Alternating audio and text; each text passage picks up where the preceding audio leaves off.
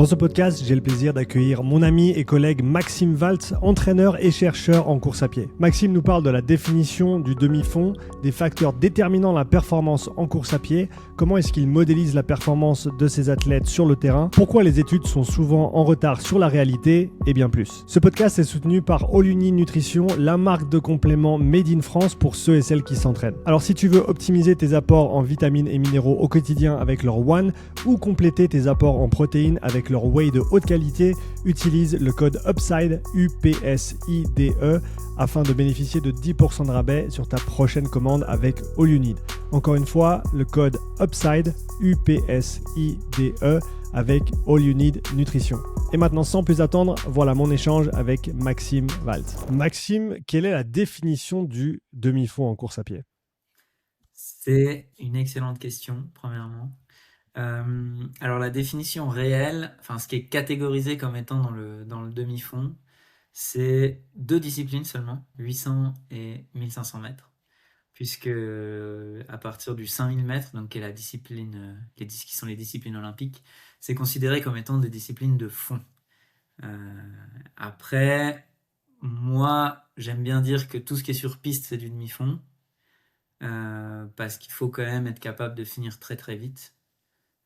Et donc on y reviendra sur un petit peu les différences entre le fond et le demi-fond, mais la vitesse est quand même une qualité qui est prédominante dans le demi-fond et qu'on voit beaucoup plus sur la piste que sur la route, même sur 5 et 10 km. Alors sur 5 ça se discute, mais en tout cas sur 10, on peut se rappeler, c'était la finale olympique de 2012, sauf erreur.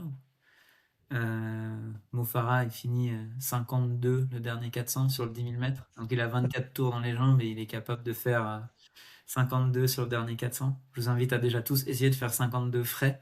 Moi, j'ai jamais réussi, perso. C'est vite, hein. 52, c'est Vraiment très vite. très vite. Ouais, c'est vraiment vite. Donc, voilà. La théorie exacte, c'est 800 1005. 5000, 10 000, ça se discute, notamment sur les courses de championnat. Et donc, en dessous du 800 mètres, on est sur les sprints au final. Hein. On est sur les 100, 200, 400. Et donc, le demi-fond se trouve à l'intersection entre les qualités de sprint, de vitesse et les qualités d'endurance. Ouais, c'est ça. En fait, 100-200 sprint court, 300-400 sprint long. On peut discuter sur le 600 si c'est du sprint long ou du demi-fond. Moi, je pense que c'est du sprint long plutôt. 800-1005 demi-fond, 5000 et plus fond. Et avec une petite astérix pour 5000, 10 000 en course de championnat vu les finishes. Et oui, du coup, intersection entre les deux. J'aime bien cette phrase de Thomas Haugen qui disait le demi-fond c'est un problème d'optimisation et le fond et le sprint c'est plutôt des problèmes de maximisation. Alors je me suis fait taper sur les doigts par Quentin l'autre jour quand je lui ai dit ça et il m'a dit mais optimiser c'est maximiser ou minimiser mathématiquement. Alors ça on est bien d'accord. Euh, je pense que le demi-fond, c'est du coup de l'optimisation sous contrainte. Et le sprint et le fond, c'est plutôt de la maximisation d'un registre de qualité. Évidemment, on ne parle pas de une seule qualité, sinon ça serait quand même beaucoup trop réducteur. Donc, si je comprends bien, dans le demi-fond, tu peux pas en fait pousser les curseurs à fond sur un truc. Tu es obligé de bosser sur les deux plans, la vitesse, l'endurance. Et de ce fait-là, c'est plus de l'optimisation. C'est ça que ça veut dire? C'est ça que ça veut dire. Ok. C'est sûr que tu vas moins, si on réfléchit sur des méthodologies d'entraînement qui sont à la mode, si on pense au développement du seuil, tu vas moins le travailler avec un coureur de 800 1005 qu'avec un coureur de 10 000. Alors après, ça dépend encore de ta méthodologie d'entraînement. Jacob nous dirait que non, mais avec des athlètes qui sont pas au niveau olympique et qui n'ont pas 14 entraînements par semaine et qui n'ont pas 24 heures sur 24 de disponibles, je pense quand même qu'on peut tous admettre que tu vas un peu moins le faire. Ce qui ne veut pas dire que tu ne dois pas le faire. Largement pas. Tu vas le faire moins en quantité et à des moments différents, probablement. Mm.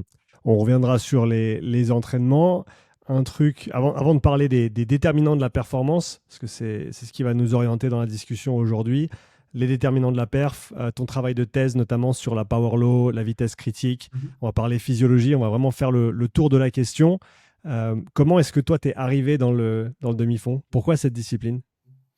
Alors vraiment le hasard. Euh, j'ai rencontré ma femme quand j'avais 14 ans. euh, et j'étais un tout petit peu en surpoids à 14 ans. Je voulais commencer à courir. Alors j'ai commencé à courir. Je me suis retrouvé dans un groupe de course.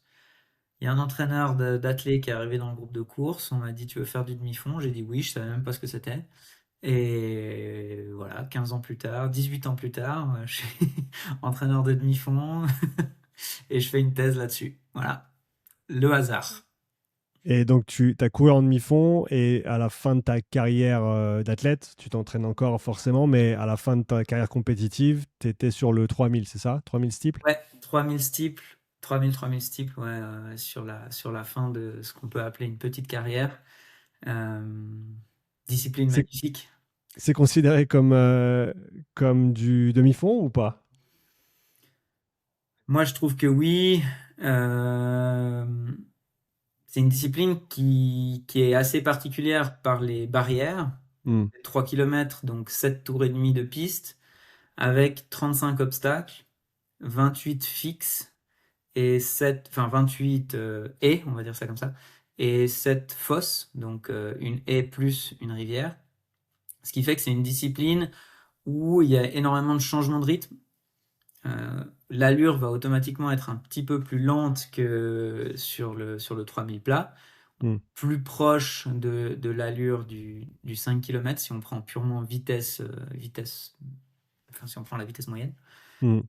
Mais aussi avec quand même passablement de variations d'allure si on s'intéresse au pacing, avec généralement un dernier 1000 mètres qui est vite, qui est très vite. Donc c'est généralement c'est ce qu'on appelle des courses un peu en U, donc avec des schémas de course paraboliques où on part assez vite pour se placer, puisque le placement est extrêmement important puisqu'on a des obstacles tous les 80 mètres. Donc on ne peut pas se permettre d'être trop enfermé dans le peloton, sinon on doit sauter à l'aveugle, ce qui est pas très agréable. Et donc ça part relativement vite, ensuite ça temporise un petit peu et ça finit vite. Ce qu'on observe généralement quand même sur les courses de fond, c'est gentiment de moins en moins vrai avec la wave rate. C'est-à-dire?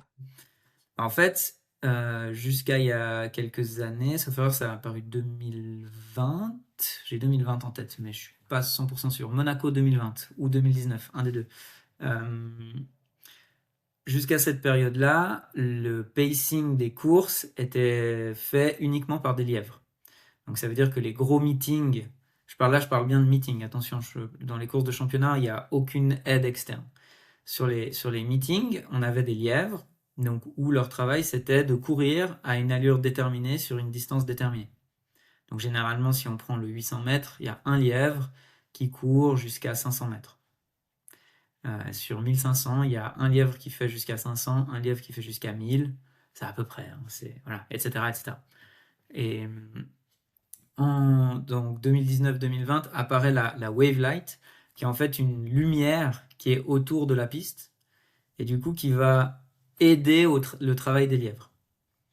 Donc ça veut dire que dans les grandes courses, dans les grands meetings à l'heure actuelle, on a dans l'aide au pacing la lumière et le lièvre. Ce qui fait qu'on observe sur 1500, typiquement, on est en train de publier une étude avec des collègues là-dessus, où on voit que les courses sont de plus en plus linéaires, donc c'est un pacing qu'on appelle even, donc où c'est très régulier. Parce Hmm. qu'en fait, on a la lumière, elle va tout le temps à la même vitesse. Enfin, j'imagine, ça je suis pas sûr à 100%, je dois avouer, parce que j'ai pas les contacts avec les grands meetings, donc ça j'ai pas l'information. Si quelqu'un là qui peut me la donner, génial. Euh, je pense qu'on fait des petites variations d'allure sur les lumières, mais qu'on est quand même plutôt sur un pacing linéaire. Ce qui fait que les lièvres suivent une lumière et doivent plus être en réflexion de à quel rythme ils courent, ce qui fait que les courses deviennent de plus en plus linéaires sur les 1500 et plus grand. Est-ce que c'est une bonne chose d'après toi? C'est quoi l'impact sur les performances, sur le spectacle, sur le fait de regarder la course? À ton avis, donne-nous une vision d'ensemble par rapport à ça. Moi, je pense que c'est positif parce que c'est évidemment une aide à la performance. On peut pas aujourd'hui dire que un 800 mètres en 2026, c'est la même chose qu'un 800 mètres en 1985. Mm. Mais c'est pas la même chose, pas seulement à cause de la wavelight. Les pistes sont plus les mêmes, les chaussures sont plus les mêmes. Enfin, ça fait partie pour moi des évolutions du matériel, qui est quelque chose qu'on veut. Et ça fait, je pense, partie surtout sur les disciplines un peu plus longues. Je dirais à partir du 1500, on est quand même chez les garçons à 3 minutes 30 d'effort. Le record du monde, c'est 3,26. Euh, Ça donne quand même une lecture possible pour un public non initié. Mm. Parce que bah, typiquement à la télévision, on a les rythmes donnés des différentes lumières. Des fois sur les courses plus longues, on a trois lumières, une blanche, une bleue, une verte. Et puis on sait que bah, la lumière bleue, c'est le record d'Europe, la lumière blanche, c'est World Lead. Enfin, et Et ça, ils sont lissés justement par rapport à la distance totale. Ces lumières-là, quand elles suivent un record, tu sais si elles sont lissées de manière linéaire ou est-ce que j'ai pas l'info, justement. ça aurait plus de sens à mon avis qu'elles soient lissées parce que sinon, ça doit être. Je me pose la question, je pensais à la natation, tu sais, parce que là aussi, ils donnent où tu es à chaque demi-tour, où tu es par rapport au record du monde. Est-ce que tu es en dessus, est-ce que tu es en dessous? Est-ce que c'est lissé ou est-ce que c'est là où la recordman du monde était à ce moment-là de la course? Ce qui est pas du tout pareil au C'est final. pas du tout pareil. Surtout sur. Alors, encore une fois, c'est ce qu'on disait avant sur le pacing. À partir du 1500 mètres, de plus en plus sur les courses rapides, ça devient linéaire. Hmm, Donc, la question, elle se pose de moins en moins. Sur 800 mètres, c'est quand même typiquement une épreuve où on a un pacing qu'on appelle positif. Ça veut dire qu'on est de plus en plus lent. hmm, Et là, ils donnent, en tout cas là c'est sûr, la Wavelight, ils la mettent en pacing positif. Parce qu'on veut passer vite au premier 400. Les garçons, hmm. ils passent 48 au premier 400. Ok. Ok, Et donc le on a. record du monde, c'est une 40-91, donc ça fait 50-50. 50-45, 5, si on est honnête. Mais tu es Ok. obligé de partir plus vite.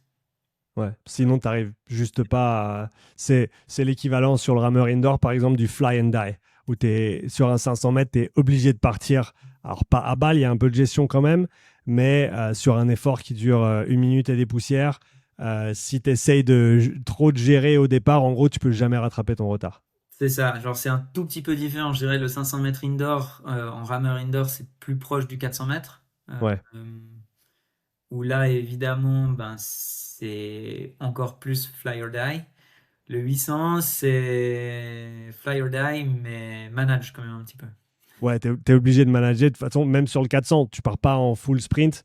Tu as de toute façon une C'est quand même gestion de. plus proche du Ouais. bâton automatiquement, vu que tu as deux fois moins de distance. C'est logique.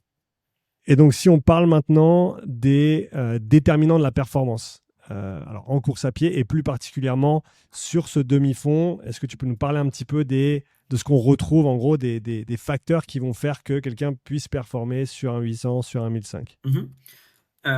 Alors, je pense pour ça, il faut partir des déterminants de la performance sur les sports d'endurance, enfin la course à pied d'endurance un peu générique. Donc ça, c'est un Mm, peu le grand classique, c'est le modèle de Joyner, publié en 91, où en gros, les trois paramètres clés, c'est la VO2 max, l'économie de course et la vitesse au deuxième seuil. mm. C'est un peu les trois grands classiques qu'on nous ressort à toutes les sauces. Euh, Est-ce que, est-ce que depuis que ce modèle a été publié, à ton avis, il y a des ajustements qui ont été faits ou qui sont à faire sur la base de recherche un petit peu plus ou de trouvailles un petit peu plus récentes, ou est-ce qu'il y a des paramètres à ajouter, à ton avis? sur les sports, sur les disciplines endurance, donc disons à partir fond, donc à partir du 5000, je pense pas. Je pense là il y a un grand champ littéraire qui est en train de s'ouvrir dans la recherche sur la notion de durabilité sous l'impulsion de Andy Jones.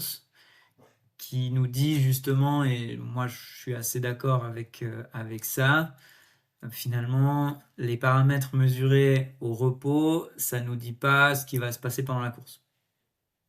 Et ça, c'est clair. C'est évident, il y a plein de recherches qui montrent que la dégradation de ces trois paramètres qui sont, en tout cas en théorie, les paramètres clés dans les sports d'endurance, se dégradent de manière non linéaire avec l'intensité et le temps. Ça, c'est quand même le premier point. Et surtout, de manière très, très individuelle. Hmm. Donc, ça pose quand même, ça fait réfléchir. Ça fait réfléchir. Après, on peut discuter les termes, on peut discuter de plein de choses. Est-ce que c'est cohérent, que ça rentre dans le modèle? Est-ce qu'on n'a pas déjà des variables? Est-ce qu'on n'a pas déjà des auteurs qui ont parlé de ces variables-là? J'écoutais un podcast juste avant le nôtre de Runwise avec Guillaume Millet, où Hmm. il dit justement, ben, Guillaume Millet dit, qui est un chercheur aussi à l'Université de Saint-Étienne, dit, bah moi je vais parler de fatigabilité parce que ça fait 30 ans qu'il travaille sur la fatigue et pour moi c'est la même chose et je suis pas sûr qu'on a besoin d'un deuxième terme. C'est juste que Hmm. je m'appelle pas Andy Jones, quoi. Donc je vais pas rentrer dans le débat parce que ça, j'ai pas assez de recul sur la question. Mais oui, alors la durabilité pour moi c'est quand même un point central. Je pense que avec ça on a quand même fait un peu le tour, je pense, des grands éléments dans les sports d'endurance. Je suis obligé de le dire, il faut garder à l'esprit que d'un point de vue méthodologique, c'est par corrélation que ça a été fait. Là, je fais plaisir à Quentin une deuxième fois. J'allais dire, il y a Quentin qui t'a posé une graine dans le cerveau là. C'est clair. Il m'a matrixé, le mec. Bref. Non, mais voilà, je pense que c'est hyper important et capital de souligner que corrélation indique évidemment un lien entre la performance et ces valeurs-là, mais pas forcément une cause. Hmm. Je et c'est là où la recherche qui nous parle de corrélation est pas forcément prédictive de ce qu'on va faire à l'entraînement. Hmm. Et c'est deux choses différentes qui sont pas mieux ou moins bien, c'est juste deux choses différentes. Donc voilà, maintenant sur le demi-fond, il y a évidemment des paramètres qui sont clés. Je pense principalement à l'aspect vitesse, hein. On a dit qu'on était à l'intersection des deux, donc automatiquement, à un moment, il faut que ça rentre dans l'équation. Hmm. Il y a aussi tous les aspects mécanismes anaérobiques, glycolytiques, lactiques. Enfin, utilisez le terme qui vous fait le plus plaisir, moi ça m'est égal. Est-ce que sur ce point-là, donc tu as dit la vitesse, Oui, on peut faire le parallèle avec la puissance maximale sur le vélo ou n'importe quel ergomètre, donc vraiment le en sprint. gros le travail maximal que tu peux produire à un instant T, ou pendant, en prenant un instant ou quelques instants, hein. Ouais, Est-ce que... typiquement, une bonne mesure, c'est un 50 mètres à fond pour le 800. Ouais, ouais. Lancé. Euh, Quand tu parles de cet aspect glycolytique, Ouais. est-ce qu'il y a une mesure, est-ce qu'il y a un test, est-ce qu'il y a une évaluation qui est, à ton avis, la plus cohérente pour illustrer ce concept-là, cette fameuse capacité glycolytique, si c'est comme ça qu'on veut la nommer, à ton avis? Ah, c'est hyper compliqué ça. Aujourd'hui, en protocole de test, dans la recherche, il n'y a rien que je trouve cohérent. Ok, Il y a la VLA Max qui est en train un peu de se faire une petite place au soleil. ouais, Mais alors, là, il faut contrôler ce que je dis parce que je suis pas sûr à 100%. Mais sauf erreur, c'est 20 secondes à fond et prise de lactate directement après 3 minutes, 5 minutes, 10 minutes, 20 minutes. C'est un truc du style.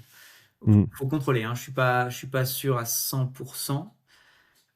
Probablement, c'est pas mon expertise, la physiologie vraiment pure. Donc, j'aurais du mal à dire exactement ce qui se passe et il y a plein de gens beaucoup plus compétents que moi qui pourront dire si c'est un bon indicateur.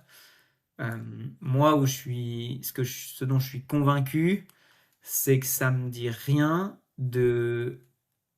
pour moi, c'est du sprint. ouais, C'est 20 secondes. dans ce que moi j'entends dans la capacité, d'une certaine manière, la capacité glycolytique, il y a une notion de répétabilité. Une notion de, Mhm. euh, typiquement, 4 fois 200 à fond, pose 4. Là, on discute. Et c'est là où, de nouveau, on a cette dualité entre le coaching et la science. Où, encore une fois, il n'y en a pas un qui est mieux que l'autre, hein. Je fais les deux et j'adore les deux, donc je ne vais pas dire que l'un est mieux. Mais je pense que les entraîneurs sont très au courant de choses qu'ils n'arrivent pas forcément à expliquer. Et l'empirisme a une force énorme. Et ouais, donc je pense que la capacité glycolytique, c'est la capacité pour moi à répéter des efforts à extrêmement haute intensité avec une pause longue mais incomplète. Ouais. Ouais, c'est intéressant parce qu'on entend toujours parler de cette fameuse filière, de ce concept-là. Et au final, outre le VLA Max, comme tu l'as dit, qui peut peut-être être intéressant, qui avait le vent en poupe il y a un moment et qui semble revenir un petit peu, qui est un concept qui est très, très labo au final. Parce que, en tout cas, si tu regardes la méthodologie d'évaluation, déjà, ça se fait beaucoup sur un ergocycle et Mhm. ça se fait assez peu en course à pied. En tout cas, de ce que j'ai pu voir, c'est majoritairement sur des vélos. Et les puristes diront qu'il faut ce vélo-là avec cette capacité, je crois que c'est quoi, c'est isocinétique, où en gros, je ne sais pas si c'est le bon terme que j'utilise, mais en gros, la cadence, elle est bridée. C'est une cadence qui est bridée à 120 ou 130 tours minute. Et la charge qui vient être appliquée en conséquence. En gros, c'est des vélos que tu as nulle part, sauf dans des labos où ils étudient ces concepts-là, Ouais. pour faire assez simple. Et donc, au final, la transférabilité sur le terrain, euh, outre si tu modifies un peu le protocole et que tu fais tes calculs un peu différemment, au final, c'est très très difficile à utiliser concrètement sur le terrain, quoi. En fait, ça ne donne pas d'infos. Ouais. Enfin, Qu'est-ce que tu fais avec cette info? C'est un peu toujours la grande question pour justifier ou raisonner sur l'utilité d'un test, d'un profilage. C'est qu'est-ce que ça te donne comme info et qu'est-ce que tu vas faire avec? exact. Et je pense que c'est quand même un problème de beaucoup de protocoles de beaucoup de protocoles de test. Hmm. Et c'est là où je dis justement que les entraîneurs sont probablement en avance. Enfin, d'une certaine manière, la recherche veut rattraper le terrain et pas l'inverse pour moi. Et c'est pour ça que la science n'est pas prescriptive. Et ouais, j'en parlais avec mon directeur de thèse, qui est un ancien champion d'Europe du 1500 mètres. Euh, et il me disait exactement ça on parlait de la capacité glycolytique et on a exactement cette discussion presque mot pour mot, quoi. Euh, Ce qui est intéressant parce que ça vient presque, et je suis tout à fait d'accord avec toi et avec vous, à mon avis, la science, elle vient après, enfin la démarche scientifique, elle vient structurer des idées qui viennent à la base du terrain, des hypothèses que l'on voit, qu'on observe et qu'on veut ensuite quantifier, qu'on veut mesurer, qu'on veut contextualiser. Mais il semble y avoir une tendance aujourd'hui, dans certains milieux, dans certains contextes, ah ben non, moi je fais des trucs à l'entraînement parce que c'est evidence-based, parce que je l'ai lu dans la recherche, parce que la recherche l'a faite. Et s'il n'y a pas de papier pour me dire que je dois faire ce truc-là, au final, je vais dire que ça sert à rien. J'ai vu un post récemment, hier ou avant-hier sur Insta, qui parlait d'un un petit résumé d'un interview récent de CGN, GCN, Global Cycling Network, où ils interviewaient une chercheuse, une physiologiste de l'effort, j'ai pas son nom en tête, qui disait en gros, on a épluché la recherche pour trouver s'il y avait des adaptations qui étaient meilleures en zone 2 que dans les autres intensités, et il semblerait qu'il n'y en ait pas. Donc, en gros, c'est pas le meilleur entraînement et la science ne valide pas le fait que la basse intensité soit importante. Et je veux pas dire quoi que ce soit de méchant parce que c'est pas le but de ce que je dis là, mais pour moi, ça ressemble beaucoup à des recommandations de gens qui s'entraînent pas sur le terrain ou qui n'entraînent pas d'athlètes, que ce soit débutants ou d'un certain niveau. mhm. Parce qu'au final, la zone 2, la basse intensité, on ne la fait pas parce qu'il y a les meilleures adaptations sur le spectre comparé à d'autres efforts. C'est juste que c'est indispensable dès le moment où tu as une certaine charge d'entraînement, ou alors pour progresser en tant que débutant et pas te ruiner avec du fractionné d'entrée de jeu. Si tu veux en apprendre plus sur le paradoxe de la haute intensité ou encore savoir comment optimiser ta semaine d'entraînement pour avoir les meilleurs résultats possibles, je t'ai préparé un mini guide gratuit en 4 vidéos auquel tu peux accéder en cliquant sur le lien dans la description. Donc n'attends pas et rejoins ce guide qui a déjà été suivi par plus de 4500 sportifs et coachs. Oui, et on n'a pas... Enfin, peut-être que c'est juste ce qu'elle dit. Alors, je pense que tu as quand même énormément d'adaptations physio qui sont extrêmement intéressantes. Ça, c'est quand même le premier point. Mais après, il n'y a pas que la physiologie dans le monde. Enfin, il y a énormément d'autres champs des sciences du sport. Et enfin, moi qui entraîne dans le 800 mètres et le 1500 mètres, sont des disciplines quand même très intenses. Juste l'équilibre au niveau du système nerveux semble quand même être un argument suffisant. Faire du volume semble un argument suffisant. Enfin, voilà, il y en a plein. Et je pense que tu dis un truc très juste. Je pense qu'on vit sur un monde où on veut evidence-based, mais ça veut tout et rien dire evidence-based. Enfin, euh, moi où les kinés touchent de moins en moins les patients parce qu'il faut faire des exercices qui ont été publiés dans BJM. Et pourquoi?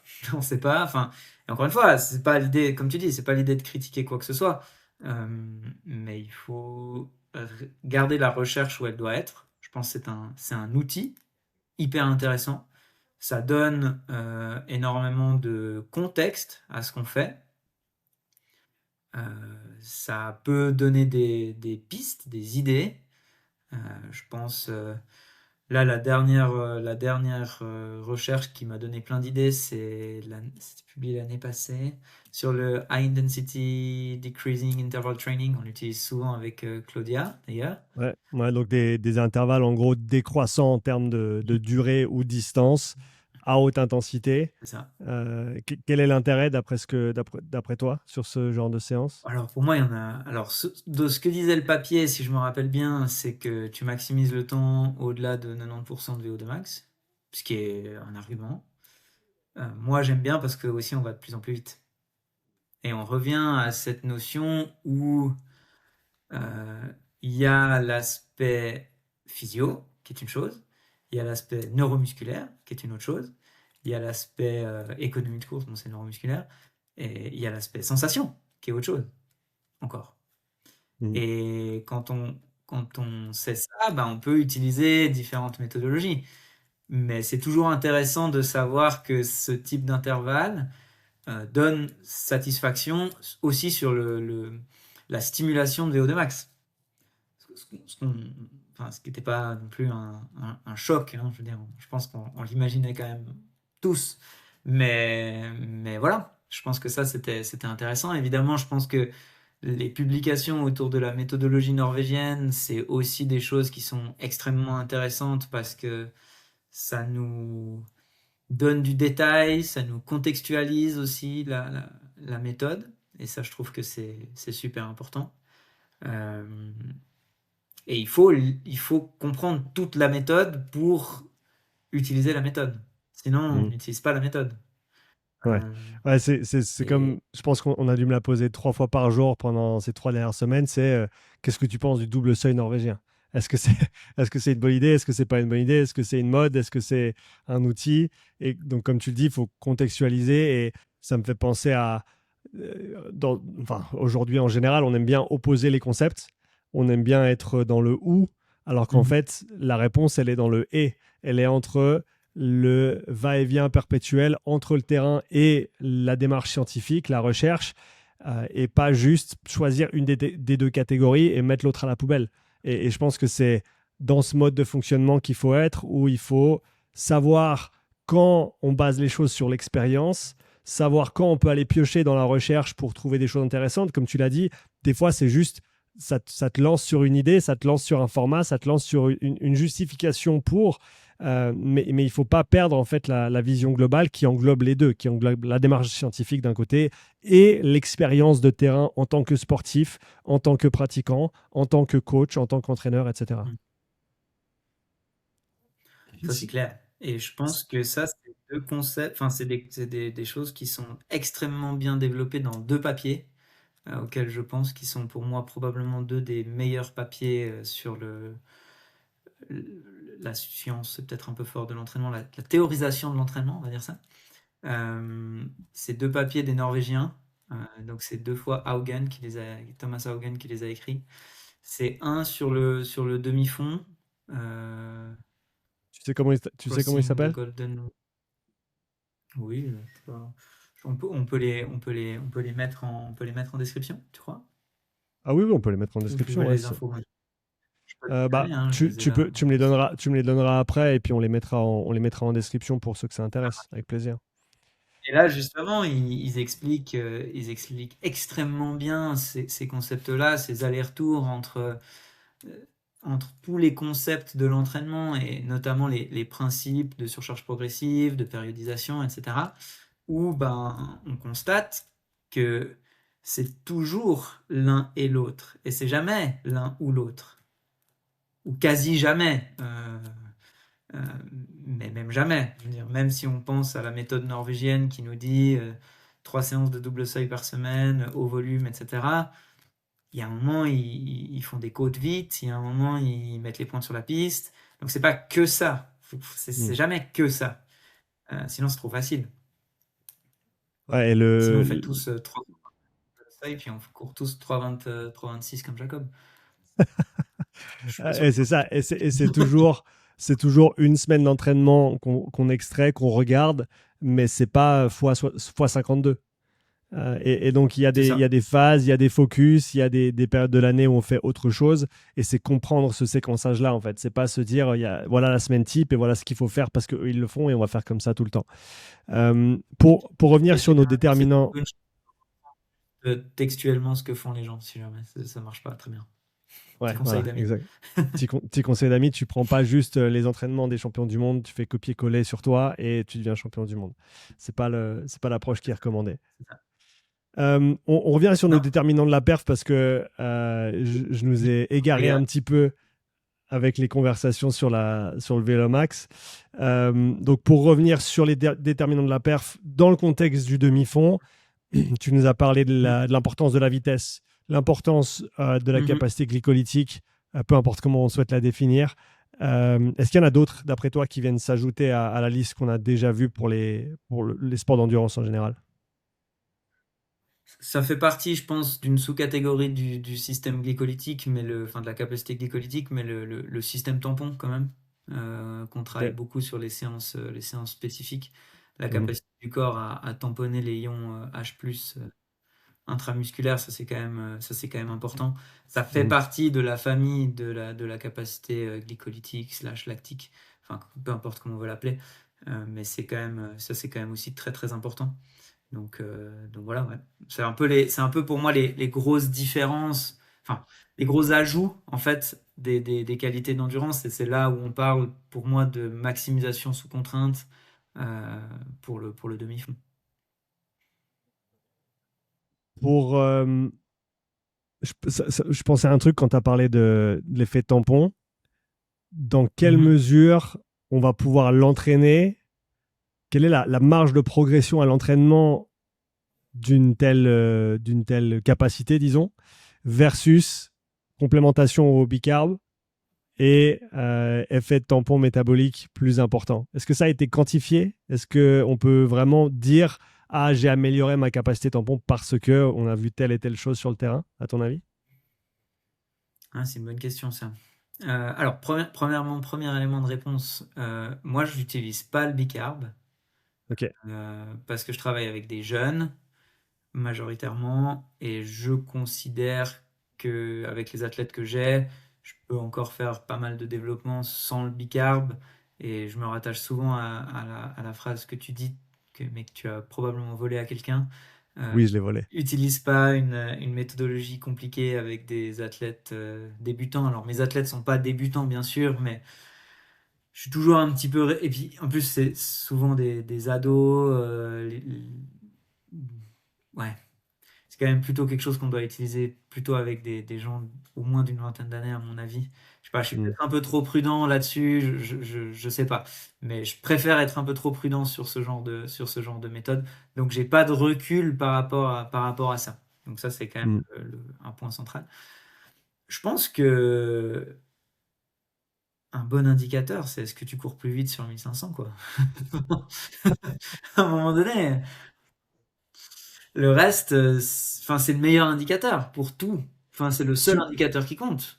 Ou 800. Forcément, je me posais juste la question en isolation sur ce facteur de performance ou cette fameuse adaptation physiologique dont on parle, justement, ce tamponnage Mhm. métabolique. Co- Tu sais d'où ça vient? Comment est-ce que ça a été mesuré et comment est-ce qu'on a dit, ben ça, c'est un truc qui change avec l'entraînement, mais est-ce qu'on peut vraiment montrer que ça va changer avec un certain entraînement ou c'est quelque chose peut-être d'ancré, d'ancien et qu'on n'a pas vraiment remis en question? Ça, c'est une bonne question. Non, je pense quand même que c'est des choses qui sont passablement testées et qui ont passablement été développées dans la physiologie, dans les champs de physiologie assez, je veux dire, purs. C'est peut-être pas le bon terme, mais la vraie physiologie et pas la physiologie appliquée. C'est dans ce sens-là que je veux dire ça. Hmm. Euh, Notamment avec les travaux de Christine Anon, Mhm. qui datent un peu, hein, qui sont plutôt début 2010, mais qui ont, et c'est pour ça que je les cite, parce qu'ils sont vraiment super intéressants, parce qu'ils sont ancrés du terrain. Euh, Christine Anon, elle est mariée avec Bruno Gagère, qui est un entraîneur que personnellement j'adore. Euh, donc, c'est aussi des gens qui font des allers-retours et des ponts entre la recherche et le terrain et qui sont pas bloqués dans un labo. Je pense que justement pour un élément que moi j'aime bien mesurer pour voir le développement de un petit peu toutes les qualités, donc je répondrai que ça marche pour celle-là aussi, c'est en fait prends les temps de tes athlètes, catégorise tes séances et regarde comment ça bouge.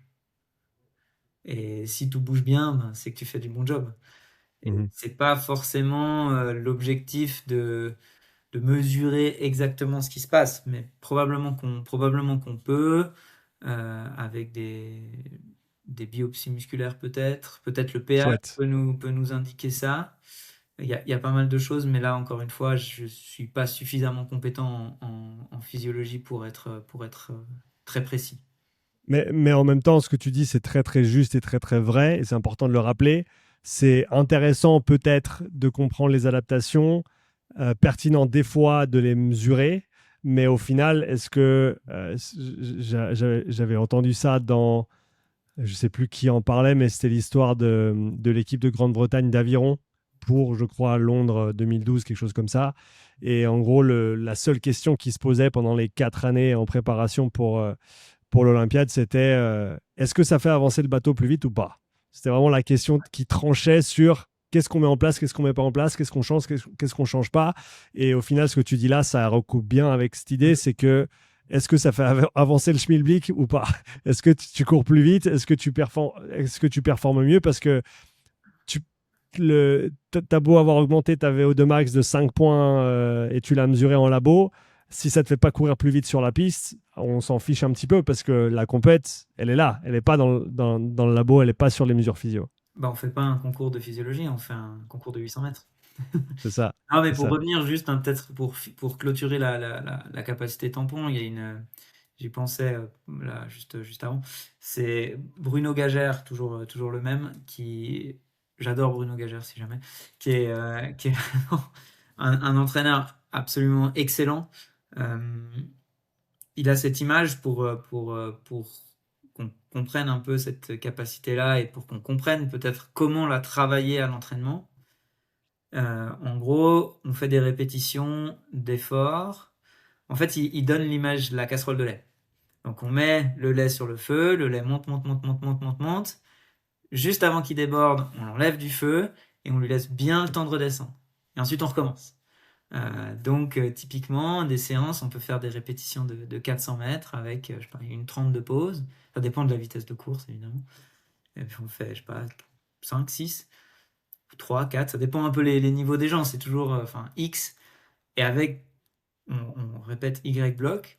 Et entre, on met vraiment pas mal de pauses. 5, 10. 12 s'il faut. Euh, Peu importe combien il faut. Et on va, je pense, quand même réussir à travailler ça. C'est aussi quelque chose qu'on travaille sur les séances spécifiques. Euh, donc, euh, donc voilà. Mais au final, ce qui compte, c'est est-ce que je suis plus vite sur la piste ou pas.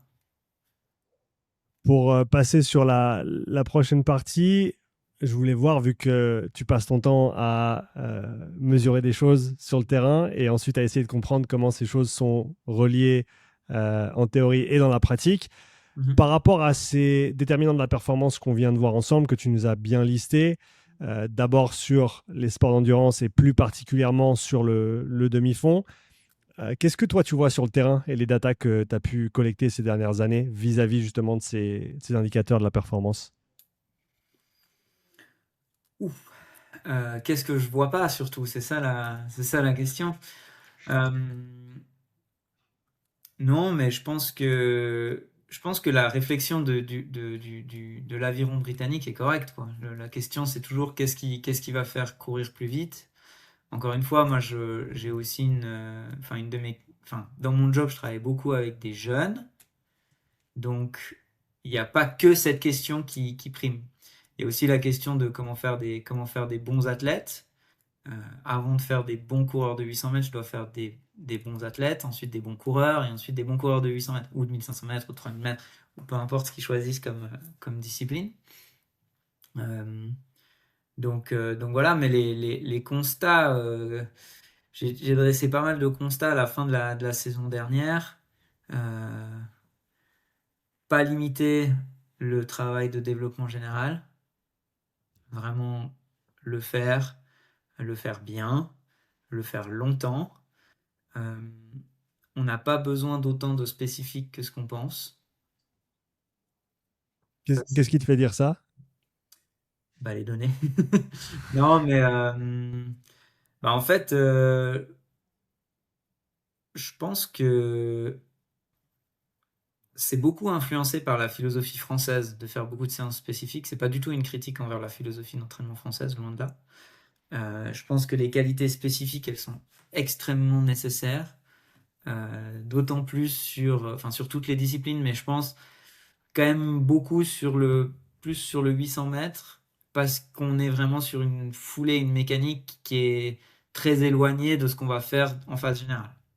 Hmm. C'est moins le cas avec les autres disciplines, ce qui ne veut pas dire que c'est moins important, mais il y a quand même cette nuance-là qui, pour moi, est aujourd'hui, peut-être que je vais changer d'avis, mais aujourd'hui, est une nuance importante. Mais en fait, ouais, j'ai senti en fait l'année dernière où, en regardant un peu les données générales des séances de mes athlètes, je me suis dit, mais c'est bizarre, ils vont quand même pas beaucoup plus vite sur les séances spécifiques au fur et à mesure de la saison. Après, les séances deviennent de plus en plus dures, donc c'est aussi quand même un biais, hein, il faut garder ça en tête. Mais je me suis dit, peut-être que enfin, je dis on parce on est deux à coacher, il y a David enfin David et moi, on coach ensemble, qui est mon ancien entraîneur, un de mes meilleurs amis et un très bon entraîneur. Euh, et on s'est dit, ben, peut-être qu'on a fait trop vite, trop de spécifiques et qu'on a limité un peu le développement des qualités générales. Et C'est un ajustement que vous aviez fait sur la saison par rapport aux saisons précédentes?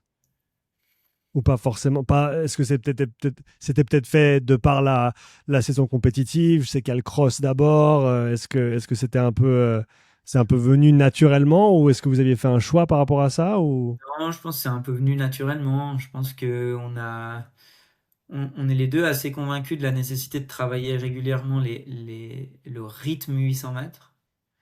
Et je pense qu'on l'a un petit peu trop entendu, enfin on est trop vite allé vers le spécifique 800 mètres et c'est pas forcément la même chose. Hmm. Euh, donc quand je dis rythme 800 mètres, typiquement des lignes après un footing en pointe sur la piste, ça marche très très bien. Et ça prend pas une séance et on a peut-être trop vite donné une séance pour ça.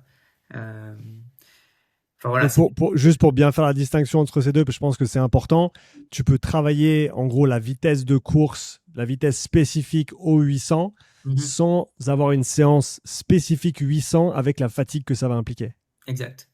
La différence, enfin l'objectif typiquement quand je disais on fait un footing avec des lignes après, c'est de travailler la mécanique de course du 800 mètres et pas de travailler l'énergétique du 800 mètres.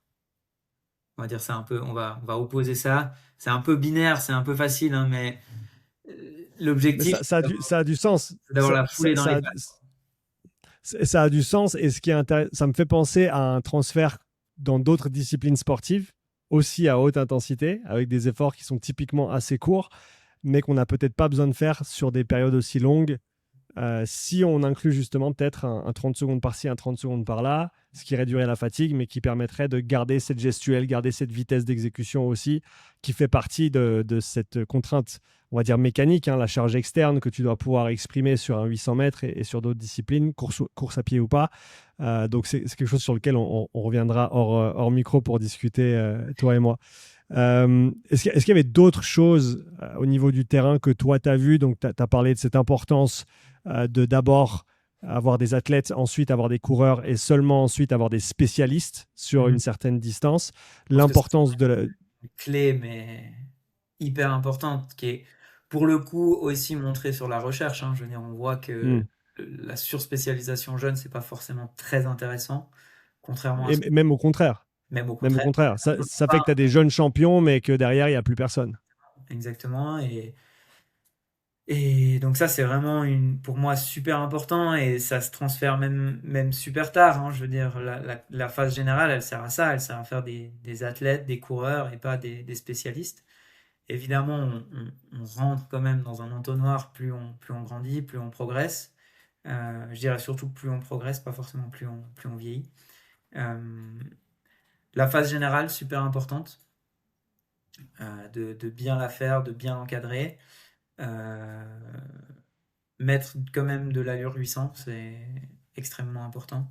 On n'en a pas du tout parlé, mais tu en as extrêmement bien parlé dans un podcast avec Cyril, le renforcement absolument nécessaire qui va justement dans cette phase de faire des bons athlètes, faire des bons coureurs et Hmm. faire des bons spécialistes. Enfin, ça va dans les trois phases, hein, évidemment. Il n'y a pas un moment où on arrête, mais extrêmement important. Là, je vous renvoie vers ce podcast-là parce que je dirais pratiquement pareil que Cyril, un peu moins de machine guidée, mais pratiquement pareil. Je comprends tout à fait pourquoi il en utilise, il l'explique d'ailleurs très très bien.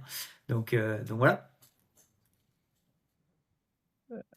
Maintenant, je voulais passer sur quelque chose qui t'est cher, sur lequel tu as passé des centaines, voire des milliers d'heures jusqu'ici, et c'est pas encore fini.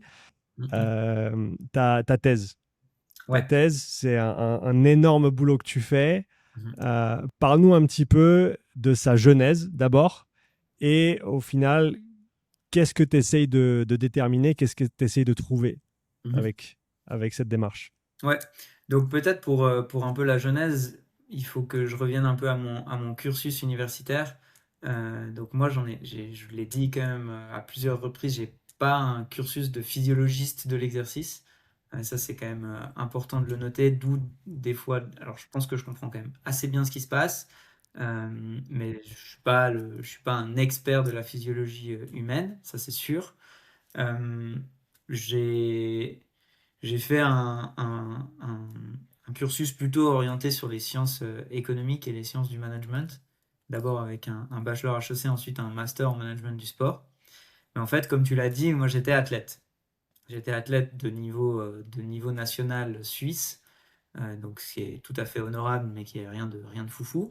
Euh, et je suis très rapidement devenu entraîneur. J'ai toujours entraîné, j'entraîne depuis que j'ai 17 ans. D'abord en tennis, après en athlé, donc ça fait presque la moitié de ma vie que je suis entraîneur.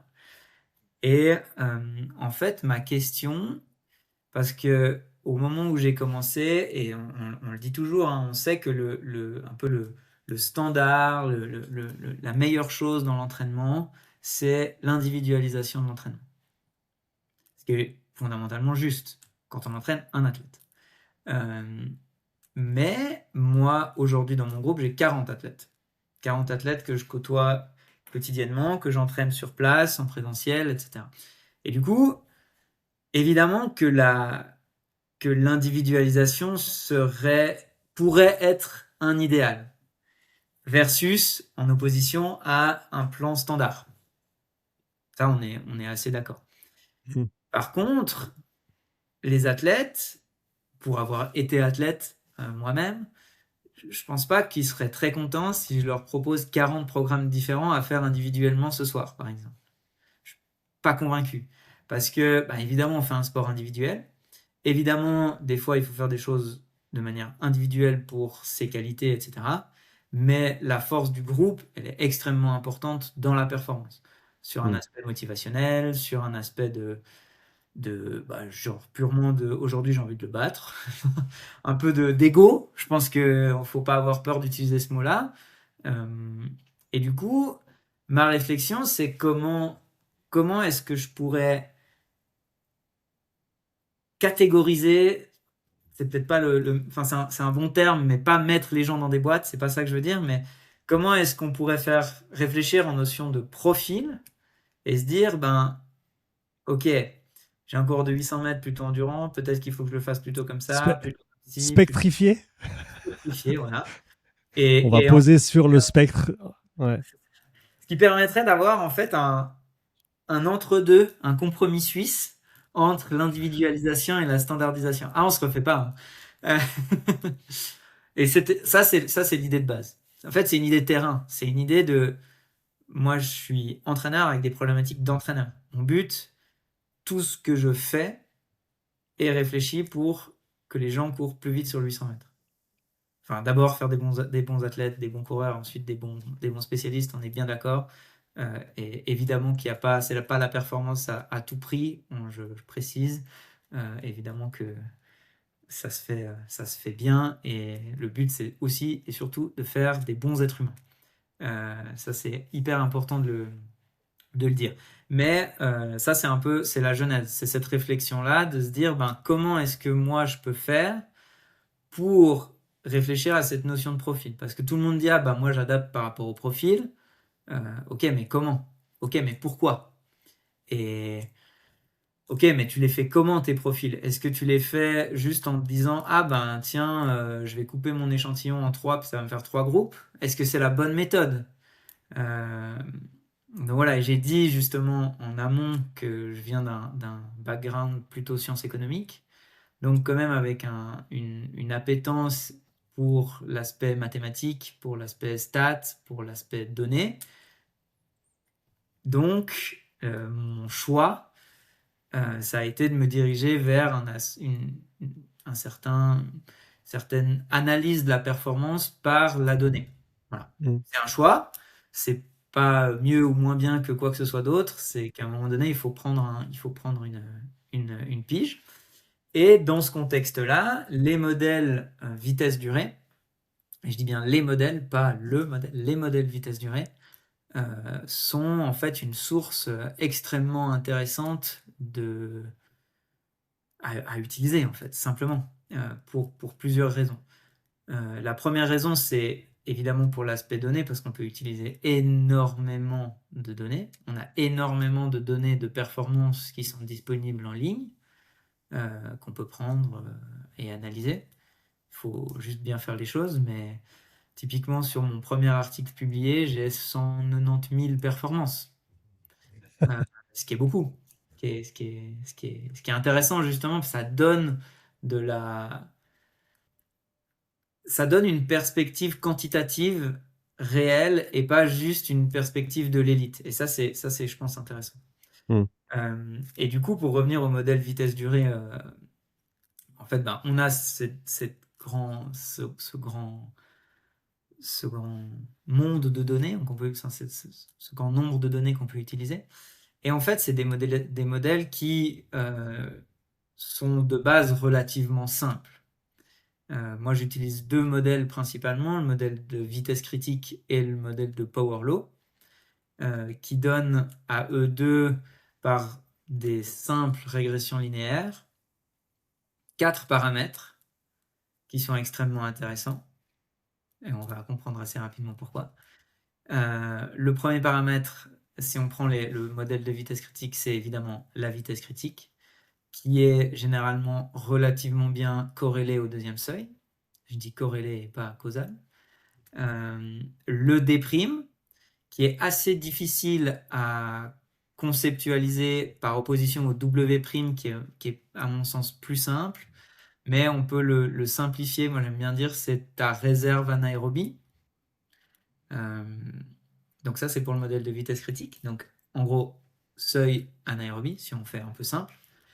Ensuite, dans le modèle de Power Law, qui est le deuxième modèle que j'utilise, on a un paramètre d'endurance qui est plus proche d'une notion de durabilité et un paramètre de vitesse qui peut s'apparenter en fait à V0 dans les modèles ah purée, Force vitesse. de force vitesse. Voilà.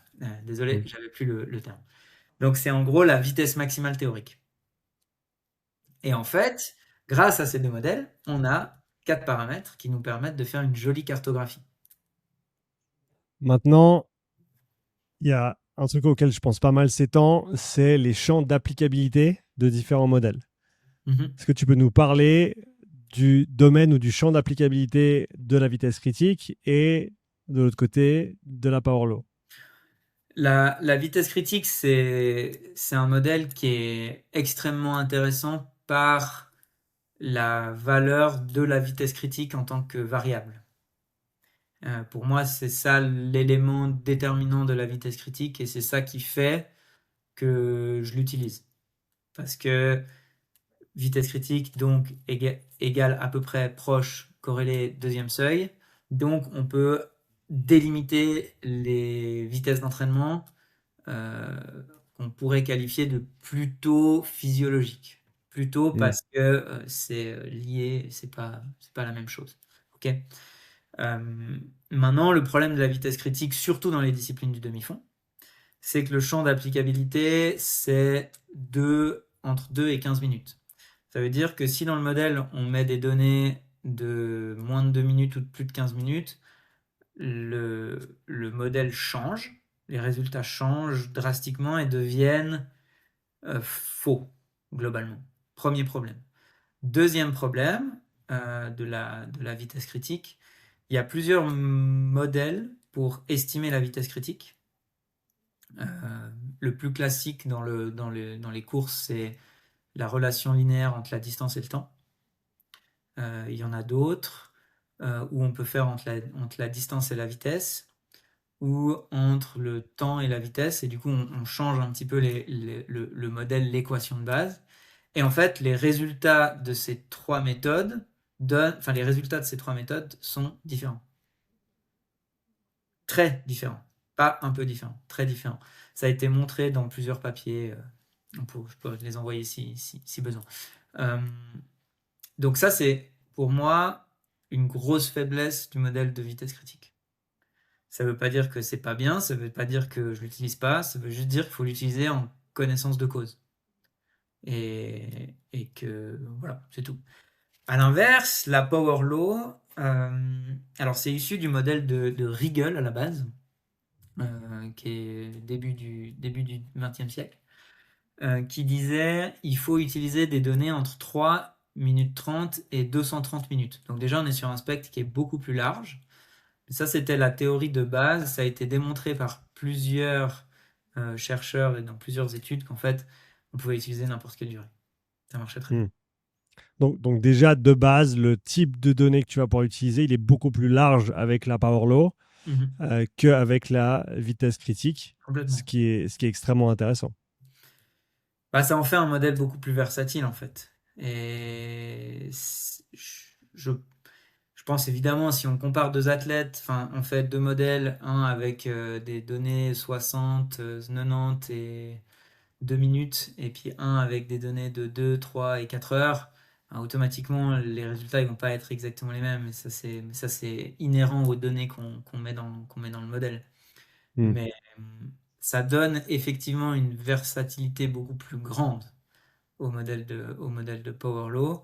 Et ça permet surtout, pour moi, sur les disciplines dont on est intéressé, donc le 800 et le 1500 mètres, la possibilité d'utiliser toutes les données. Parce que quand on fait du 800, on va faire du 400. Enfin, en tout cas, dans ma philosophie, mes athlètes font du 400, on va faire du 600. On va faire des entraînements de sprint, on va faire des entraînements de seuil. Et j'ai besoin de cette versatilité dans les données que j'utilise versus 2 à 15 minutes. J'interromps cet épisode pour te dire que si tu veux apprendre à créer des programmes d'entraînement avec l'IA en quelques clics, je ne peux absolument pas t'aider. Par contre, si tu veux savoir comment créer des programmes personnalisés en endurance pour tes sportifs de A à Z, j'organise chaque année une formation accompagnée sur 12 semaines pour les coachs prépa physique et kinés comme toi qui veulent se former. Clique sur le lien dans la description pour en savoir plus sur le Mastermind et rejoindre la liste d'attente pour le prochain Mastermind Endurance Upside Strength. Et maintenant, retour au podcast.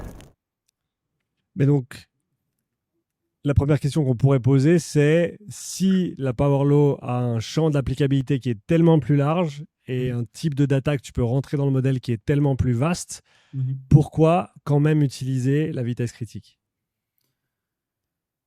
Alors ça, c'est une bonne question. Je pense que le premier élément de réponse, c'est par la notion de vitesse critique, qui donne un seuil, enfin une estimation du seuil qui permet la modélisation, l'estimation, la catégorisation des typologies d'entraînement. En gros, on peut créer des zones d'entraînement à partir de la vitesse critique, ce qu'on ne peut pas faire à partir de la Power Law, pour faire simple.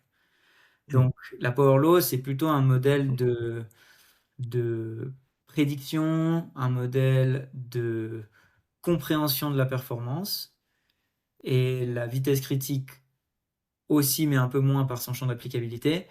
Mais c'est un modèle qui nous permet de créer des zones d'entraînement de manière assez fiable. Moi, je suis assez satisfait de ça, en tout cas, ce qui fait qu'on l'utilise encore. Ça, c'est le premier point. Le deuxième point, c'est il y a énormément de papiers sur la vitesse critique, ce qui fait que ça a été très démocratisé. C'est un modèle qui est très simple à utiliser. Donc, ça le rend plus fancy, on va dire ça comme ça, je sais pas. Mais je sais pas, faudrait regarder le nombre de papiers, mais un papier sur la vitesse critique, il en sort presque tous les jours. Sur la Power Law, il va sortir 10-15 par année, quoi.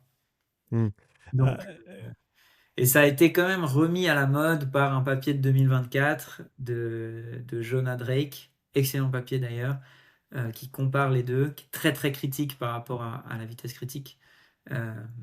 Et voilà. Et je pense que on revient quand même à une phrase que tu dis très souvent.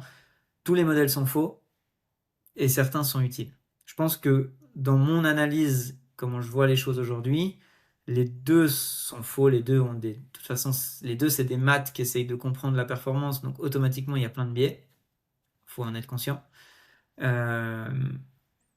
Mais il faut juste savoir pourquoi les utiliser et quand les utiliser.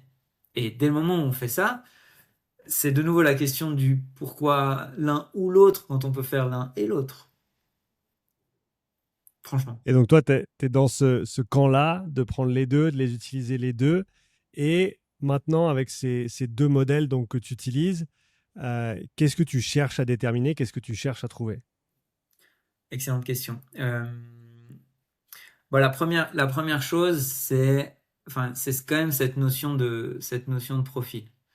C'est toujours cette question de base qui revient. Donc, sur mon premier article, typiquement, j'ai travaillé sur les modèles plutôt classiques en ajoutant une notion multiniveau. Je ne vais pas rentrer dans les détails de ce que c'est parce que ça servira pas le propos. Où justement, l'idée, c'était de proposer un benchmarking de ces 4 valeurs dont on a parlé par spécialité et par niveau de performance, du niveau régional au niveau international. Donc, on a, j'ai publié ça qui nous permet d'avoir une sorte de benchmark qui nous permet de dire, moi je prends mes athlètes par exemple, fin de saison, je fais tourner mes algos là-dessus et je regarde, un tel, il court les spécialistes du 800, il court à ce niveau. Ok, la vitesse critique par rapport à la moyenne de son groupe, elle est beaucoup plus haute. Cool. Le déprime beaucoup plus bas, etc. Et ça me permet de me positionner en me disant qu'est-ce que je veux faire à l'entraînement.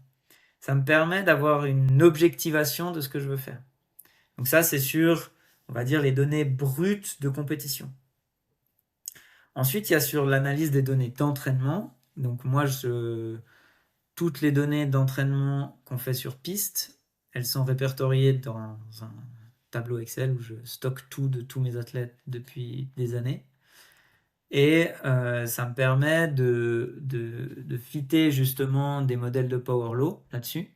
Power Law par la versatilité, justement. Et c'est justement là où je n'utilise pas la vitesse critique parce que ça me donnerait des variables qui sont complètement fausses. Et bon là c'est un petit peu complexe, mais en gros, par donc la Power Law, c'est une régression linéaire entre le logarithme de la vitesse et le logarithme du temps. Donc en gros entre la vitesse et le temps qui sont juste mis au logarithme. Et je regarde les erreurs standards. Donc une régression linéaire, c'est on va faire une droite sur un nuage de points en diminuant les écarts de chaque point à la courbe. Et on veut avoir l'écart global le plus bas. Ça ne veut pas dire qu'on ne peut pas avoir certains outliers. Et du coup, je vais regarder quel type d'entraînement est outlier, ce qui va me permettre de dire, ok, si c'est outlier plus bas que la courbe, c'est une faiblesse, si c'est outlier plus haut que la courbe, c'est une force. Et en gros, je peux catégoriser, profiler mes athlètes sur leur record personnel, sur leurs données d'entraînement, et ensuite ça sert ma planification. Ça, c'est, on va dire, sur les données qu'on peut qualifier de statiques, donc performance pure et non dynamique. Et un autre champ de mes recherches, c'est justement travailler sur le dynamisme de la courbe de Power Law. Donc en gros, comment la courbe de Power Law se comporte à l'effort avec l'introduction de la fatigue. Ce qu'on pourrait assimiler au W' balanced du modèle de puissance critique, ou le D' balance pour la vitesse critique, c'est la même chose. Donc en gros, là, tu as introduit un concept de variation du profil selon l'état de fatigue. Donc en gros, venir peut-être rajouter ou faire en sorte que la durabilité vienne faire partie de la conversation dans ton modèle, c'est ça? C'est ça l'idée, ouais. C'est ça l'idée. L'idée, c'est de... Et surtout, alors, il y a la durabilité. Je vais d'abord parler de ça. Il y a la durabilité, donc c'est comment mon athlète se comporte respectivement plutôt, et faut bien garder ça à l'esprit, comment la courbe vitesse critique, vitesse durée de mon athlète se comporte avec ce choix mathématique de modélisation de la fatigue, ok?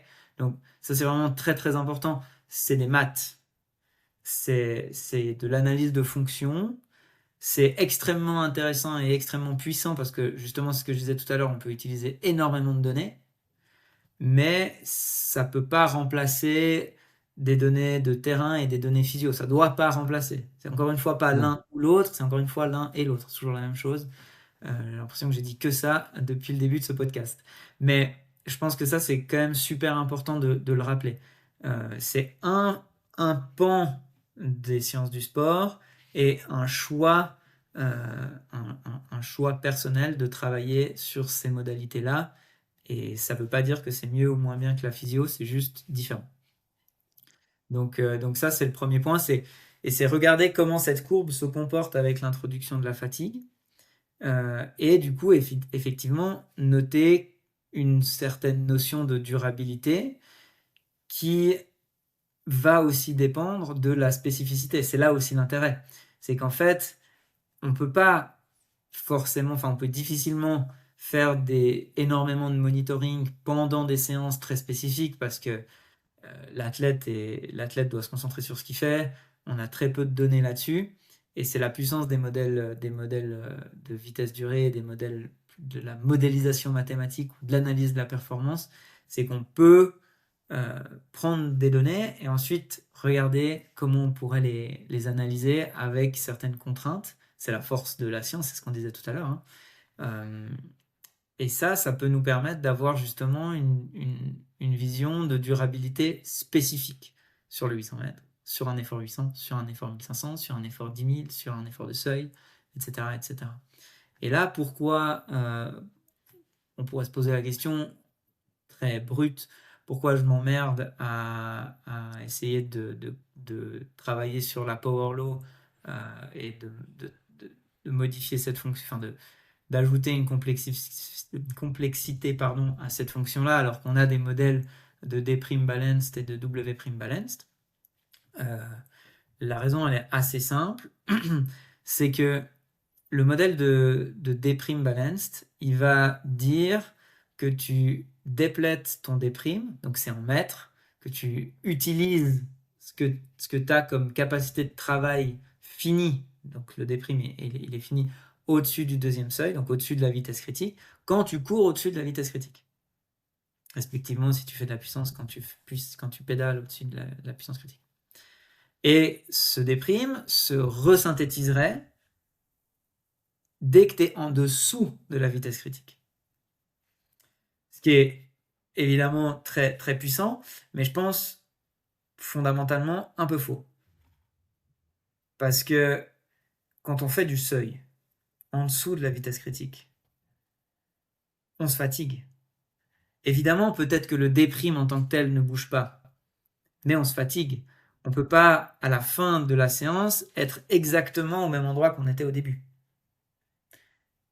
Et cette notion de seuil un peu noir-blanc, elle est pour moi intéressante parce qu'on peut faire plein de choses, et encore une fois, c'est pas l'un ou l'autre, mais discutable sur certains aspects.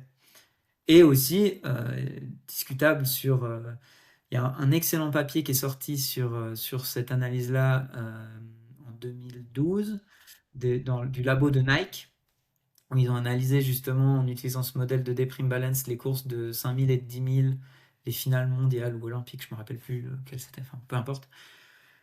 Et c'est extrêmement intéressant, c'est extrêmement puissant. Mais encore une fois, ça répond pas extrêmement bien à mes disciplines.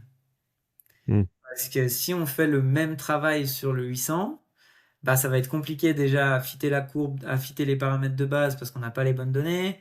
Ensuite, on va de toute façon être largement au-dessus, donc probablement, et sur des distances plus, enfin sur des durées plus courtes. Donc j'ai pas essayé pour être honnête, hein, donc c'est probablement que ça va partir en sucette à un moment donné. Et voilà, donc c'est un peu ça cette idée. C'est cette idée d'avoir une façon de profiler l'athlète sur des données de compétition, de résultats de compétition, des données d'entraînement, de résultats d'entraînement, et des données dynamiques de compétition par le pacing, et dynamiques d'entraînement par justement ces modèles de resynthèse du S. S qui est donc un des paramètres de la Power Law. Paramètre de vitesse de la Power Law, exactement.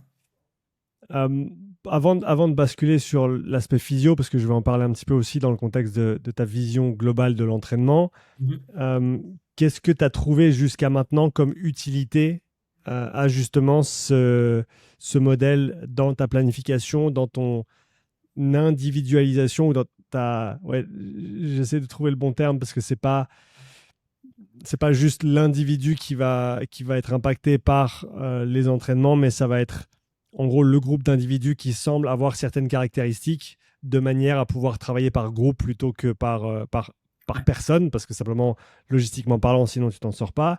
Qu'est-ce que tu as vu comme utilité? Et j'aime cette idée de la courbe ou de la droite, et ensuite de voir les entraînements qui sont en dessous, en dessus, et d'orienter ta réflexion là-dessus. Est-ce que c'est un modèle qui vient corroborer ce que toi, tu aurais déjà observé sur le terrain avec ton œil d'entraîneur? Est-ce que tu as réussi à extraire d'autres informations que tu n'aurais pas vues de manière intuitive?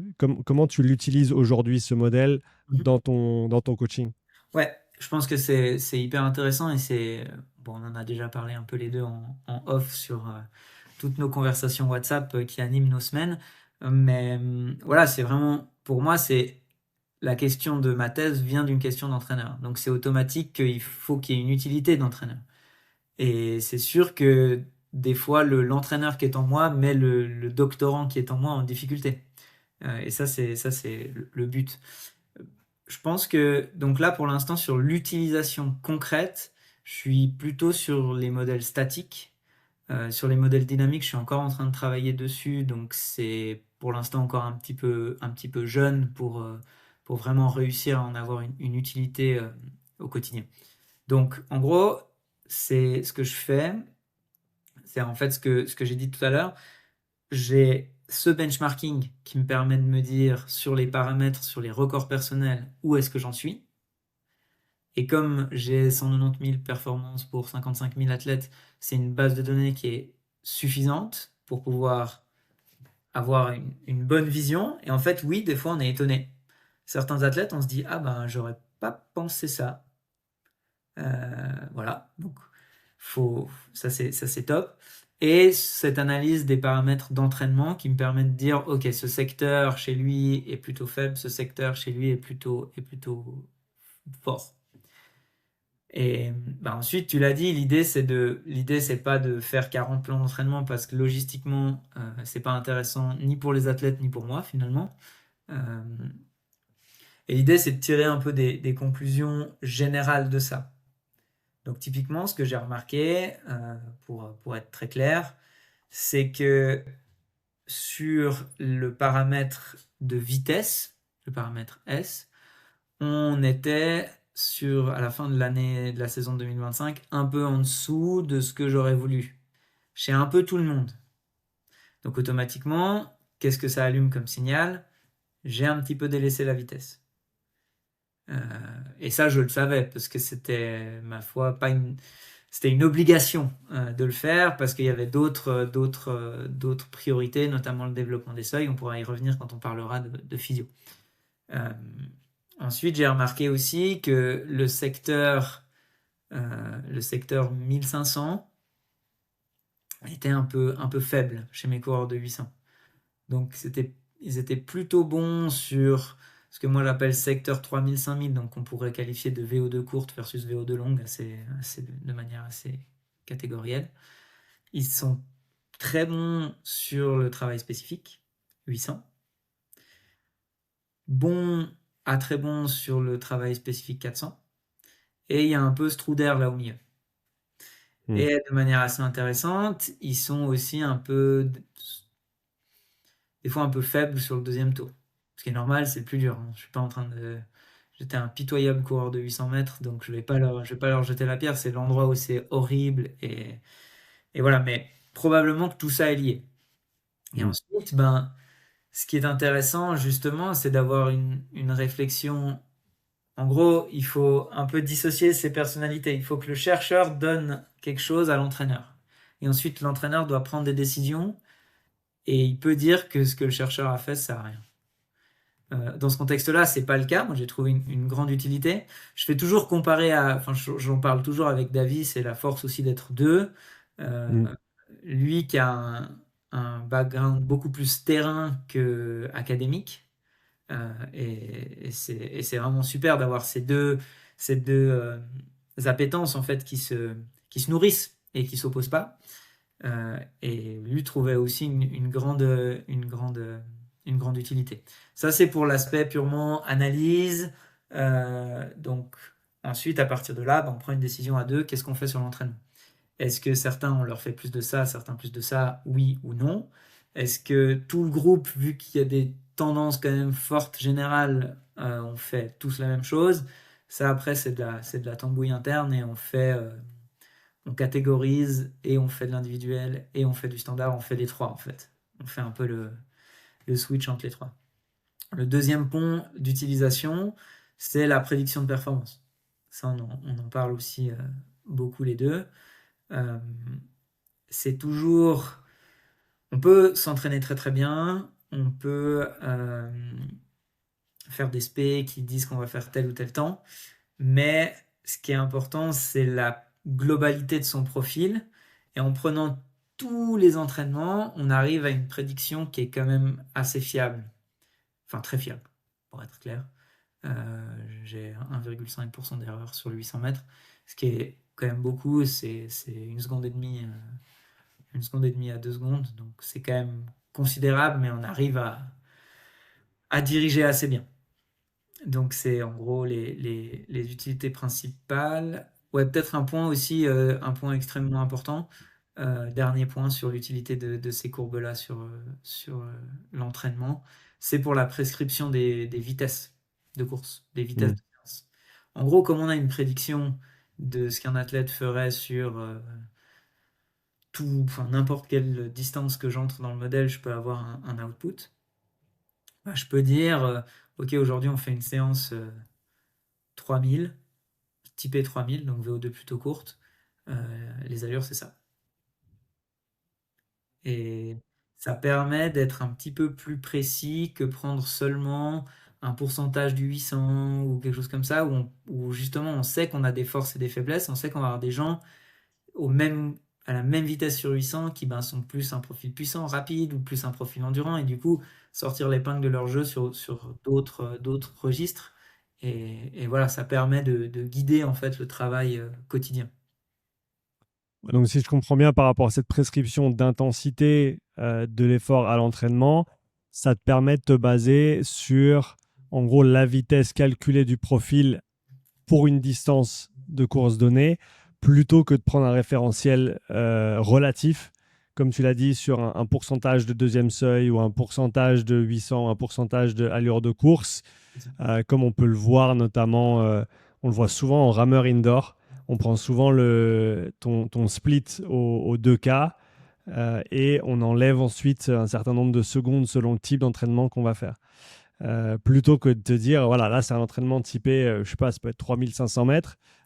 Donc on a une intensité donnée et on va bosser à cette intensité-là, ce qui normaliserait la chose parce que le relatif va pas être le même selon le profil de l'athlète. Ce que tu disais là, C'est ça. on peut penser à cette relation entre l'intensité de travail et le deuxième seuil, par exemple si on parle de travail à haute intensité.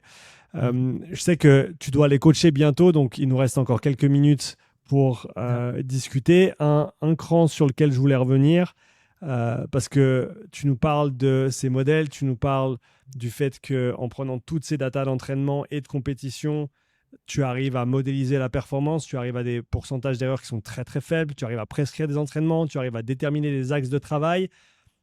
Mais pourquoi encore utiliser les profils physio, les tests physiologiques qu'on fait ensemble depuis plusieurs années avec tes athlètes maintenant? Pourquoi ça a encore sa place, à ton avis, malgré le fait qu'avec tes modèles et avec tout ce que tu as développé et ce que tu sais faire aujourd'hui, certains pourraient dire, mais on n'en a pas besoin en fait. Ouais, alors, c'est une excellente question. La première raison, probablement la plus importante, c'est parce que j'aime travailler avec toi. Euh, non, non, non, c'est évidemment que c'est utile, mais évidemment que j'adore travailler avec toi. C'est quand même un point central pour moi. Euh, Bah en fait, il faut revenir aux articles de Thomas Haugen dont je parlais tout à l'heure. Principe de base de l'entraînement, périodisation. On a des entraînements, on a une phase d'entraînement que moi j'aime pas trop opposer pyramidal versus polarisé ou je trouve que la discussion elle est vaine. Euh, mais général puis spécifique. Augmentation de l'intensité, surcharge progressive, des trucs tout bête, les principes de base. Quand je suis dans une phase de développement physiologique, développement général, quand je veux travailler mon seuil, mon modèle, c'est un modèle qui est basé sur des efforts maximaux ou quasi maximaux. Pour les entraînements, je prends tout ce qui est au-delà de 8 sur 10. En dessous, je prends pas. Parce que sinon, ça biaise le modèle. Parce qu'on sait que c'est des modèles qui fonctionnent que avec les efforts maximaux. Euh, le seuil, par définition et par essence, c'est pas un effort maximal. Donc je pourrais arbitrairement dire, ok, je prends un effort 60 minutes. Mais en fait, j'ai fait l'analyse, hein, parce que évidemment, je me suis posé la question. En fait, les temps limites des athlètes à leur seuil physiologique déterminé par toi-même sont drastiquement différents, du simple au double. Hmm. Euh, et en fait, à un moment donné, comme je l'ai dit à plusieurs reprises, c'est des modèles mathématiques. C'est pas de la physio. C'est pas le fonctionnement du corps humain, c'est le fonctionnement d'une fonction mathématique. Il faut garder ça vraiment en tête et c'est super important. Donc, je dois aussi des fois avoir un petit peu de rationnel, d'interne, si on veut bien, de comment le corps de mes athlètes fonctionne. Qu'est-ce qui se passe? Est-ce que comment évoluent les seuils avec le travail qu'on fait? Comment évolue leur dernier palier, parce qu'on fait toujours on fait un test où ils vont jusqu'à l'échec, comment évolue leur RPE, comment évolue leur fréquence respiratoire, comment évolue leur fréquence cardiaque, comment évoluent tous ces paramètres-là. Et ça me donne des données. Et ça me permet d'avoir une alliance entre la physiologie et le maximal. Ça me permet d'être moi vraiment l'utilité que j'y trouve, on y revient sur ce qu'on discutait par rapport à la VLA max, c'est les tests qu'on fait ensemble, ils sont utilisables sur le terrain. Ça fait 4 ans, 5 ans, 4 ans. 4 ans, ouais. J'ai compté 59 tests ensemble. Joli. Donc, sur les 59 tests qu'on a fait, 0 fois, je peux pas utiliser les seuils sur le terrain. Et en fait, moi, j'ai besoin de ça. Je peux utiliser les données sur le terrain. Et ça me donne aussi des axes. Ça me permet aussi, je disais un peu en rigolant que j'aime travailler avec toi, ce qui est tout à fait vrai. Ça me permet d'avoir ton feedback, ton œil. Moi, je les vois tous les jours. Je les vois des fois trop. J'ai trop une idée de qui ils sont, de qu'est-ce qu'ils peuvent faire. Et d'ailleurs, souvent, on a des athlètes qui se révèlent pendant ces tests. Et ton analyse, ta lecture de leur profil physio nous permet avec David de prendre des décisions d'entraînement aussi. Et encore une fois, on revient à c'est pas l'un ou l'autre, c'est l'un et l'autre. Et on développe pas la même chose. Développer des qualités en dessus du seuil, ça marche hyper bien avec mes modèles. Développer des qualités en dessous du seuil, ça marche pas du tout. Donc en fait, on a besoin d'autre chose. Et on revient à c'est pas l'un ou l'autre, c'est l'un et l'autre. Les maths, ça suffit pas et la physio, ça suffit pas non plus. Parce que les tests physio ne nous donnent que très peu d'indications sur la prescription d'entraînement et sur le profil au-delà du deuxième seuil. Et c'était une des raisons pour lesquelles j'ai créé les modèles que j'ai créés. Parce que je me suis bien rendu compte que ce qu'on fait ensemble a ses limites aussi, comme n'importe quel travail. Parce qu'en fait, en choisissant un protocole de test, on renonce à des réponses, mais on en choisit d'autres. Et du coup, en ayant les deux, j'ai le meilleur des deux mondes. J'ai la physio, un truc qui marche extrêmement bien sur le terrain, l'avis d'un spécialiste de la physiologie sur les progressions à long terme, parce qu'on a des données chaque année, de mes athlètes. J'ai des modèles qui se nourrissent des données et des différents entraînements que je fais et qui me permettent d'envisager comment mes athlètes répondent à l'entraînement. Voilà, je pense que c'est pour tout ça. Donc on en revient à utiliser les bons modèles au bon endroit, les bons tests au bon moment aussi. Le profilage qu'on fait faire à tes coureurs et coureuses en début de saison, après 5-6 semaines de reprise, ils sont en mesure de bien courir. Ça donne une base pour la phase générale qui va suivre. Ce test, il est beaucoup moins pertinent en plein milieu de la saison compétitive parce que c'est pas ça qui nous intéresse à ce moment-là. On a les résultats de perf, c'est ça qu'on va chercher.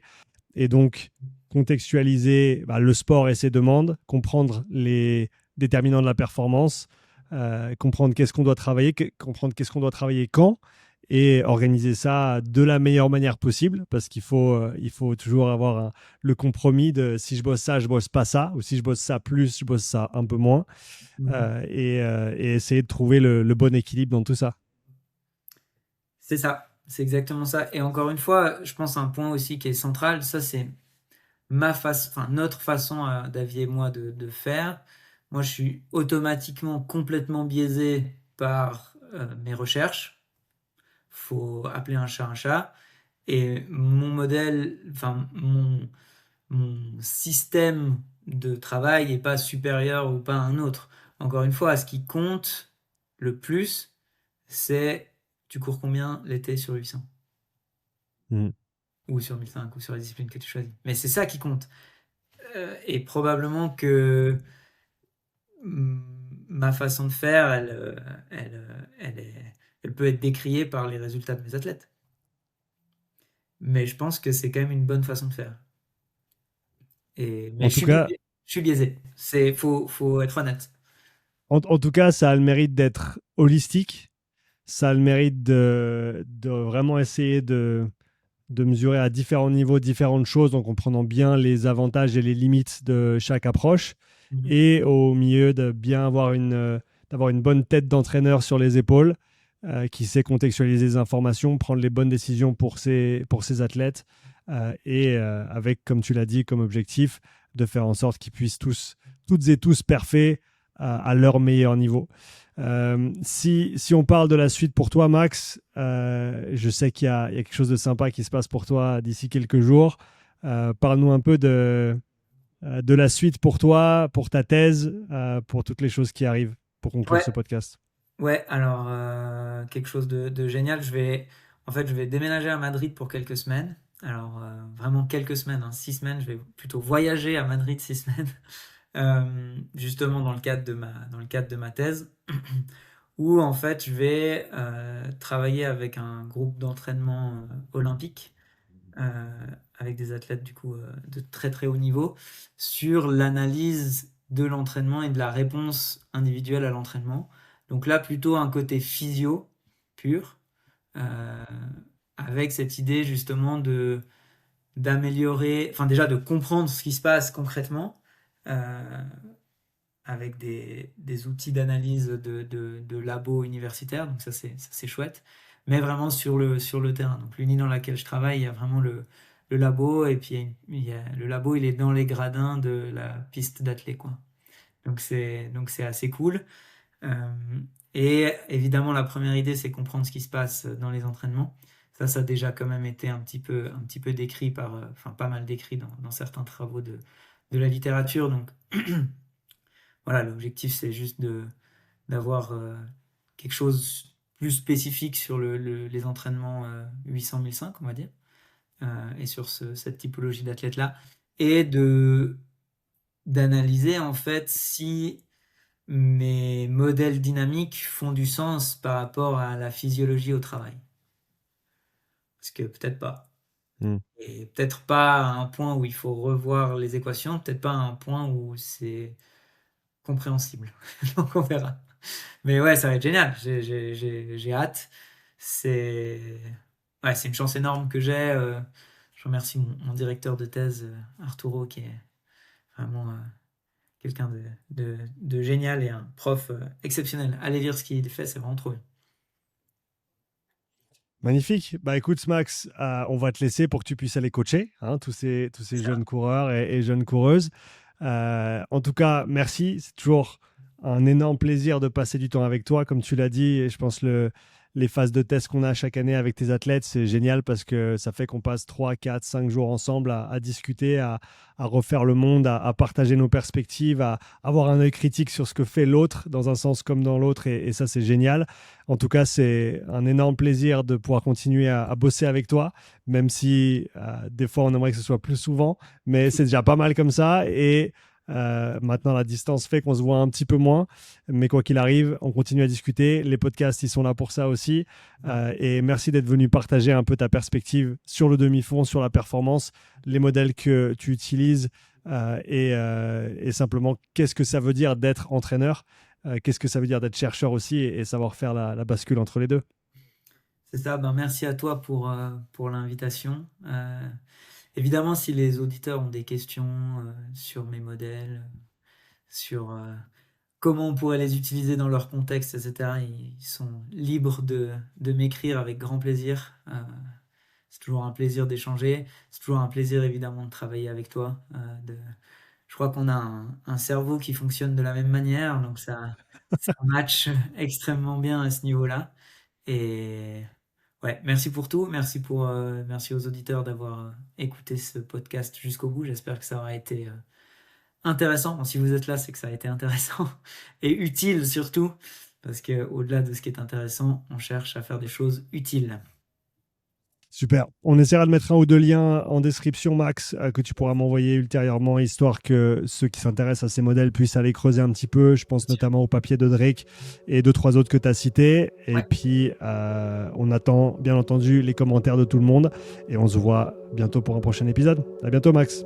À bientôt. Avant de te quitter, je voulais t'en dire un petit peu plus sur le sponsor de ce podcast. All You Need Nutrition est une marque de compléments alimentaires de la plus haute qualité made in France. D'ailleurs, quand ils m'ont contacté au début, ma femme, qui est nutritionniste de formation, avait pas mal de questions sur les différentes composantes qu'ils utilisent. Alors on s'est fait un call de près de 2 heures avec Myriam, qui est à l'origine de toute la gamme All You Need. Après l'appel, ma femme était très contente de toutes les réponses que Myriam a pu lui apporter et était plus qu'heureuse de collaborer avec une marque de cette qualité. Et si ma femme dit oui à une marque de compléments alimentaires, moi je suis les yeux fermés. Personnellement, j'adore leur whey que j'utilise après chaque entraînement en renfo ou alors dans mon yogourt le matin si je veux un peu plus de prot.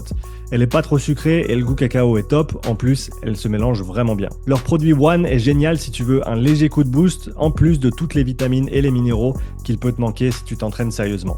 Ma femme préfère prendre une seule dosette, moi j'en prends 2, alors assure-toi de trouver la dose qui te convient. Mention spéciale pour leur shaker qui est littéralement le meilleur shaker que j'ai utilisé ces 15 dernières années. Ça fait plus de 2 mois qu'on utilise leurs produits et on est vraiment très content de pouvoir travailler avec eux. Alors si tu veux soutenir ce podcast, clique le lien dans la description et découvre toute la gamme All You Need et utilise le code UPSIDE pour bénéficier de 10% de rabais sur ta prochaine commande. Merci et à bientôt pour le prochain épisode.